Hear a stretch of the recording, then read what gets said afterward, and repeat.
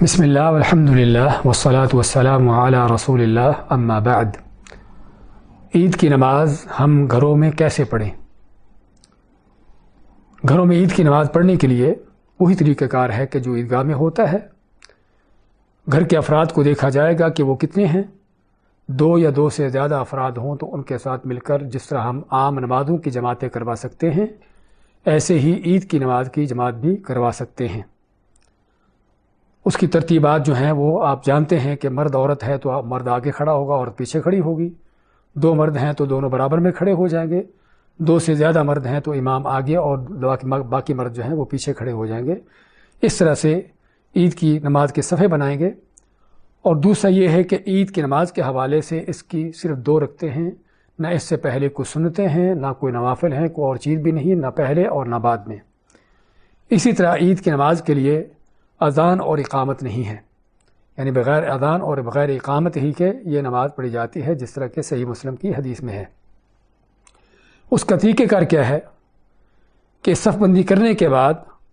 ہم عید کی نماز شروع کریں گے، اللہ اکبر تکبیر تحریمہ کہتے ہوئے بغیر اقامت کے، اور تکبیر تحریمہ کہنے کے بعد ہم ثنا پڑھیں گے، اور ثنا پڑھنے کے بعد پھر سے 6 تکبیریں کہیں گے،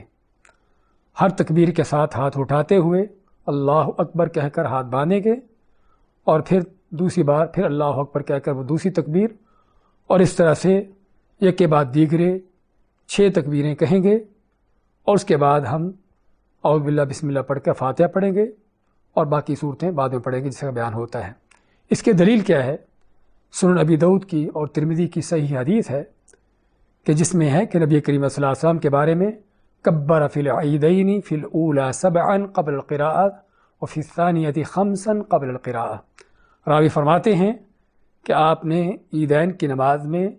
پہلی رکعت میں قرات کرنے سے پہلے 7 تکبیریں کہیں،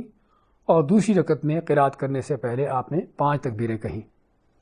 امام احمد بن حنبل رحمۃ اللہ علیہ فرماتے ہیں کہ یہ حدیث صحیح ہے، اور بلکہ امام بخاری فرماتے ہیں کہ اس مسئلے پر اس سے زیادہ کوئی صحیح حدیث نہیں ہے، یعنی اس مسئلے سے مراد یعنی عیدین میں تکبیرات کا جو مسئلہ ہے، اس میں سب سے زیادہ صحیح حدیث یہ ہے جس پر علماء امت کا عمل ہے۔ اور کہ فرماتے ہیں کہ اس کے مد مقابل وہ حدیث جس میں 4 تکبیروں کا بیان ہے، تو وہ کہتے ہیں کہ وہ حدیث جو ہے اس کے راوی ضعیف ہیں، بلکہ ایک نہیں، اس میں کئی راوی ضعیف ہیں، اور اس لیے محدثین کی جماعت نے اس حدیث کو ضعیف قرار دیا ہے۔ تو چنانچہ جس طرح ذکر کیا ہے کہ عید کی نماز شروع کریں گے، تکبیر تحریمہ کہہ کر ثنا پڑھیں گے، پھر یک کے بعد دیگرے ہاتھ اٹھاتے ہوئے اللہ اکبر کہہ کر ہر تکبیر کے ساتھ ہاتھ اٹھائیں گے، 6 تکبیریں کہیں گے، اس کے بعد فاتحہ پڑھ کر پھر جو ہے فاتحہ کے بعد آپ کو اختیار ہے کہ چاہیں تو سورۃ سبح اسم ربک الاعلیٰ پڑھ لیں یا سورۃ قاف پڑھ لیں۔ اس کے بعد رکوع سجدہ اور باقی رکعت مکمل کریں گے، اور پھر دوسری رکعت کے لیے جب اٹھیں گے، کھڑے ہوں گے، تو ایک تو وہ تکبیر ہے جو ہم سجدہ سے اٹھتے ہوئے کھڑے ہوتے ہوئے کہیں گے، اس کے بعد کھڑے ہو کر ہم 5 تکبیریں کہیں گے جس طرح ہم نے پہلے تکبیریں کہی تھیں،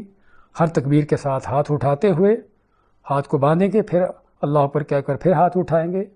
اور اس طرح سے 5 تکبیریں کہہ کے اس کے بعد ہم فاتحہ کی تلاوت شروع کریں گے۔ اور فاتحہ کے پڑھنے کے بعد یہاں پر آپ کو یعنی کہ سنت ہے کہ آپ سورۃ الغاشیہ کی تلاوت کر لیں یا سورۃ القمر کی تلاوت کر لیں، یہ دونوں صورتیں سنت ہیں۔ ہاں یہ ہے جو تلاوت کرنا سنت ہے، لیکن اگر کسی کو یہ صورتیں نہ آتی ہوں تو جو بھی صورتیں یا جو بھی آیات اس کو میسر ہوں وہ پڑھ سکتے ہیں۔ تو اس طرح سے عید کی نماز کی 2 رکعتیں پڑھی جائیں گی، لیکن گھروں میں عید کی نماز میں صرف عید کی 2 رکعتیں ہی ہوں گی، اس میں خطبہ نہیں دیا جائے گا جس طرح کے علماء کا فتویٰ ہے۔ بارک اللہ فیکم و جزاکم اللہ خیر، و صلی اللہ وسلم علی نبینا محمد۔